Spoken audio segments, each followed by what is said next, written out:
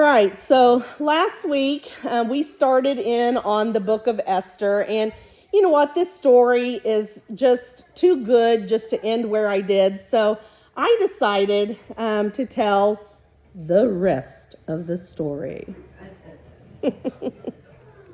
I shared that Esther was the last historical book that was written in the Bible, and there were some minor prophets who wrote books after that, but as far as Jewish history goes, Esther was the last historical book that was written, and it is a story of God's provision and his salvation for his people. And we talked about how Esther came to be queen, and we talked about how a man named Haman rose to power in King Ahasuerus' kingdom, and then he wanted to kill Esther's cousin Mordecai and wanted to annihilate the entire Jewish race. And we talked about how Esther had to just muster up the bravery to go in before King Ahasuerus, even though it was against the Persian law.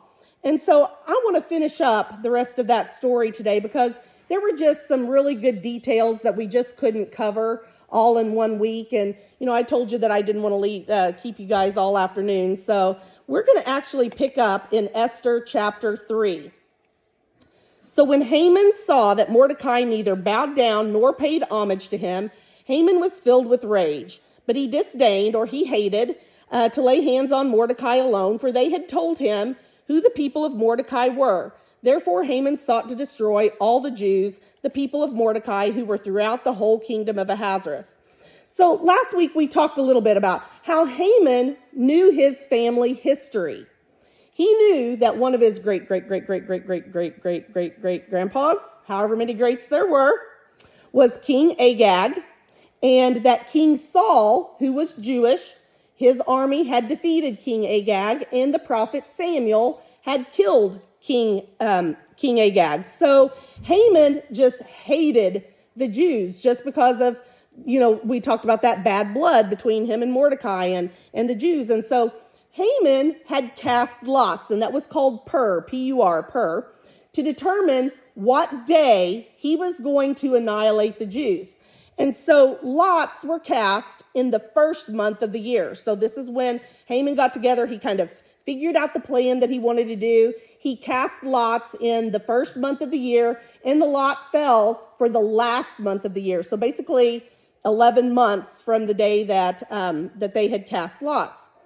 And the Bible says that the city was just in confusion.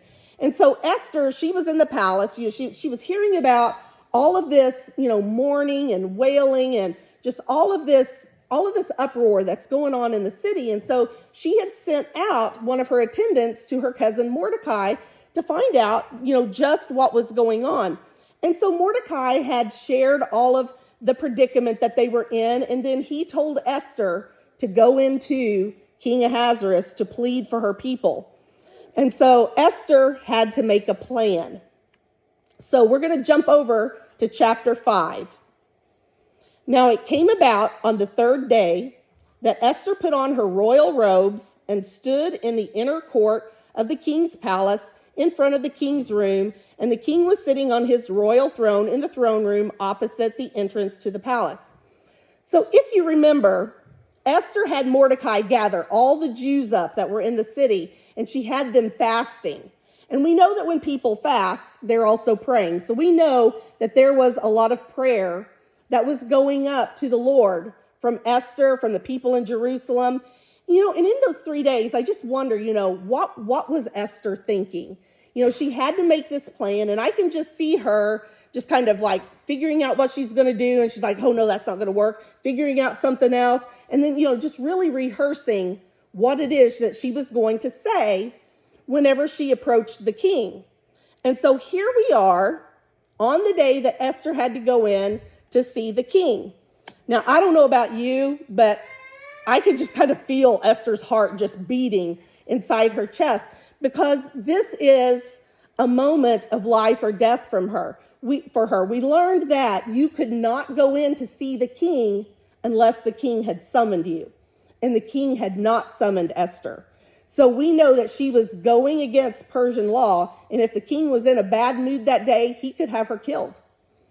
So, when the king saw Esther, the queen, standing in the court, she obtained favor in his sight, and the king extended to Esther the golden scepter which was in his hand. So Esther came near and touched the top of the scepter. Then the king said to her, "What is troubling you, Queen Esther, and what is your request? Even to half the kingdom it shall be given to you." So Esther went into the king's court, not knowing if she was going to live or die, but the king showed her mercy. And when Esther approached the king, he knew that something had to be wrong. Otherwise, Esther wouldn't have been there. He knew that. And so he asked her, he's like, what's wrong? What's troubling you? And Esther said, "If it pleases the king, may the king and Haman come this day to the banquet that I have prepared for him." You know, I really can't imagine what Esther might have been thinking. And the only thing that I can think of is she's probably wanting to be somewhere familiar to her, somewhere where she's a little bit more comfortable, where she's not quite so on the spot. And so that could be why Esther asked Haman and the king to come to her location where she was on familiar turf. You know, she had her people around her. Maybe she just felt a little bit more comfortable. And so King's like, "Sure, we'll come to a banquet." So King Ahasuerus and Haman came to this banquet that Esther had prepared, and they ate and they drank wine, and the king asked again what Esther wanted. And so then in verse 8 she says, "If I have found favor in the sight of the king, and if it pleases the king to grant my petition and do what I request, may the king and Haman come to the banquet which I will prepare for them, and tomorrow I will do as the king says." So I'm thinking, what? Why would she want a second banquet? And as I was studying this, I found what I felt was probably a really good explanation for this. Esther had approached King Ahasuerus in a private capacity. It was very private. People probably wouldn't hear what was going on. But by having the king and Haman come to this banquet, Esther then was able to publicly, around other attendants and servants and people who were serving the meals, she was able to then feel more comfortable. And then they were able to hear that the king was going to grant her request.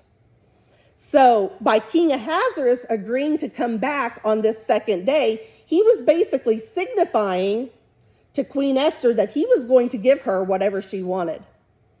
Now, another thing that I thought of here too was, can you just imagine Haman? He got to come eat with the king and queen one day, and then he's going to get to come back tomorrow. He must be so important. Then Haman went out that day, glad and pleased of heart. But when Haman saw Mordecai in the king's gate, and that he did not stand up or tremble before him, Haman was filled with anger against Mordecai. Haman controlled himself, however, went to his house and sent for his friends and his wife Zeresh. So I can just picture this in my head. Haman just had a great meal with the king and queen, and he's out strutting his stuff because he got one-on-one time with the king and the queen. So here he goes, he's heading home, he's strutting his stuff, and he comes out and he sees Mordecai, and Mordecai's just sitting there filing his nails. Or maybe Mordecai's reading a book. Or maybe Mordecai's playing Candy Crush on his phone. I don't know. Anyway, Mordecai did not acknowledge Haman. And the Bible said that Haman was filled with anger against him.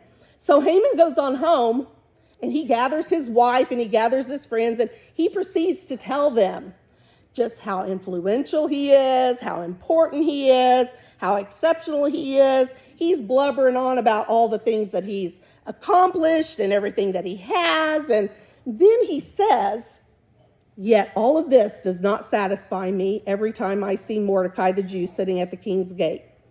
And so his wife and his friends, being good friends and family that they are, they're like, "Well, just have a gallows built and hang him on it." And Mordecai's like, "That's a really good idea." So Mordecai had gallows built, and it said it was 50 cubits tall. Does anybody know how tall 50 cubits is? I didn't either. It's about 74 feet. So that's really, really tall. Haman wanted the whole city to see Mordecai hang. So he built it really tall so that it could be seen just about from anywhere. So now Haman's feeling a lot better about himself. He's thinking, things are going to turn out really good for him. He's back to strutting his stuff. But God. Chapter 6. During that night, the king could not sleep, so he gave an order to bring the book of records, the Chronicles, and they were read before the king. It was found written what Mordecai had reported concerning Bigthana and Teresh, two of the king's eunuchs who were doorkeepers, that they had sought to lay hands on King Ahasuerus. The king said, "What honor or dignity has been bestowed on Mordecai for this?" Then the king's servants who attended him said, "Nothing has been done." Last week we talked about how God had arranged everything, every detail in this story of Esther. And this was just another of those. The king couldn't sleep. So he had these chronicles, he had these books brought in so that the attendant could read to him, maybe to make him go to sleep, some of those boring details of just chronicles. And out of all of the books that could have been chosen, they chose this particular book. And what they could have read, they read this particular account of where Mordecai had saved the king's life. And so that made the king then reflect. He's like, wait a minute, I remember when this happened. What did we do for him? And they said, well, nothing had been done. So the king asked, he's like, hey, is there anybody that's in the court? And so his attendants tell him that Haman was just coming in. So the king's like, bring him in here. I want to talk to him for a minute. Now, Haman had made his way to the court to ask the king to hang Mordecai. That's why Haman had come to the court. But the king does not give him a chance to talk. Instead, the king asks Haman what should be done for the man whom the king desires to honor. And so Haman's like, well, who would want to be honored any more than me? There's no one else that he could possibly want to honor more than me. So Haman proceeds to give the king what Haman would like to have done for him. Let's look in verse 6, verse 7. Then Haman said to the king, for the man whom the king desires to honor, let them bring a royal robe, which the king has worn, and the horse on which the king has ridden, and on whose head a royal crown has been placed. And let the robe and the horse be handed over to one of the king's most noble princes, and let them array the man whom the king desires to honor, and lead him on horseback through the city square, and proclaim before him, thus it shall be done to the man whom the king desires to honor. And the king's like, I love it. Great idea. Great idea. Now I want you to go carry out everything you said to Mordecai. And Haman's like, what? What a plot twist, right? Haman was humiliated. The Bible says that after he led Mordecai around, it says that he hurried home with his head covered and he was mourning, and he goes to tell his wife about all that had happened. And about that time, the king's attendants came to get him for this second banquet. Did y'all forget about the second banquet? Chapter 7. Now the king and Haman came to drink wine with Esther the queen. And the king said to Esther on the second day, also as they drank their wine at the banquet, what is your petition, Queen Esther? It shall be granted you. And what is your request? Even to half the kingdom it shall be done. Then Queen Esther replied, if I have found favor in your sight, O king, and if it pleases the king, let my life be given me as my petition, and my people as my request. For we have been sold, I and my people, to be destroyed, to be killed, and to be annihilated. Now, if only we had been sold as slaves, men and women, I would have remained silent, for the trouble would not be commensurate with the annoyance to the king. Then King Ahasuerus asked Queen Esther, who is he and where is he who would presume to do thus? Esther said, a foe and an enemy is this wicked Haman." Then Haman became terrified before the king and queen. Haman's terrible, horrible, no good, very bad day just got 1,000 times worse. King Ahasuerus jumps up, he leaves the room, and Haman is left behind just to beg for his life for Queen Esther. And as the king comes back in, he sees Haman falling onto the couch, begging for his life. And the king says, "Will he even assault the queen with me in the house?" As the word went out of the king's mouth, they covered Haman's face. Then Harbona, one of the king's eunuchs who were there before the king, said, "Behold, indeed, the gallows standing at Haman's house, 50 cubits high, which Haman made for Mordecai, who spoke good on behalf of the king." And the king said, "Hang him on it." So they hanged Haman on the gallows, which he had prepared for Mordecai, and the king's anger subsided.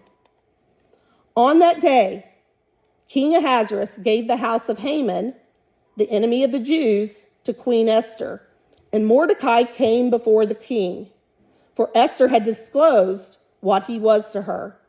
The king took off his signet ring, which he had taken away from Haman, and gave it to Mordecai, and Esther set Mordecai over the house of Haman. So finally, Esther was able to share with the king exactly who she was, who her family was, who her people was. And it said that the king gave the house of Haman to Esther. And so then Esther basically let Mordecai be in charge of that. You know, the story doesn't end there, though. We might think that that's the end of the story. You know, even though Haman was no longer a threat, we know that there was that evil plan that was out there. There was that edict that was written to kill the Jews on this certain day in the 12th month of the year. But given the change of circumstance, Esther now was able to request from the king that something be done about that edict. And even though that particular edict could not be changed, Mordecai worked with the scribes to write a new edict, which basically allowed the Jews to protect themselves. We talked about that last week. And these people then who were going to come against the Jews on that day, it said that they were filled with dread. So they did not, there were a few who probably rose against the Jews, but they were killed. The Jews were able to protect themselves. And the Bible says that the fame of Mordecai spread throughout the provinces. And that was the beginning of the Jewish holiday called Purim. And I shared that it's March 23rd and 24th of this year. That's when that holiday is celebrated this year. It was also called the Feast of Lots. You know, we talked last week about how God orders our steps. You know, God arranges things that we don't even know about, that we can even think of. God arranged for you all to be here today. We also talked last week about the relief that the Jewish people felt, knowing that they had an advocate who approached the throne on their behalf. And our advocate, Jesus, is at the throne of the Father. He's defending us before the Father. You know, like Haman was an adversary to the Jews, Satan is an adversary to the Christians. And the Bible says that Satan accuses us before God day and night. But Jesus is our defender. He's our counselor. He's our attorney. He's there advocating for us, despite what Satan is saying. And finally, we talked about how the Persian law could not be changed once it was established. That was similar to God's law. God's law was not changed. The law that condemned man. The law that God gave to Moses condemned us. There was no way that we could fulfill that law. No way that we could keep it. Mankind was lost to sin until God gave his son Jesus to be the sacrifice that was needed for that sin. All we have to do is to take that step to accept the gift of salvation. Think for just a minute about what would have happened if Mordecai had worked to write that edict and got it all in place and the Jews didn't believe it. They're just like, I don't believe that. I'm not going to take up arms against these people. They would have died. And that's the same thing with us, guys. If we don't accept Jesus' gift of salvation, we're going to die in our sin. You know, the Bible says that Jesus is the way, the truth, and the life. No man can come to the Father except through him. So Jesus is our way to not experience death, just like that edict that Mordecai had written was put in place to protect the Jews, to save them from death. You know, Romans 10 verse 9 says, if you confess with your mouth Jesus is Lord and believe in your heart that God raised him from the dead, you'll be saved. Don't miss your opportunity. And now you know the rest of the story. All right. Mark, would you play us a closing song? Thank you.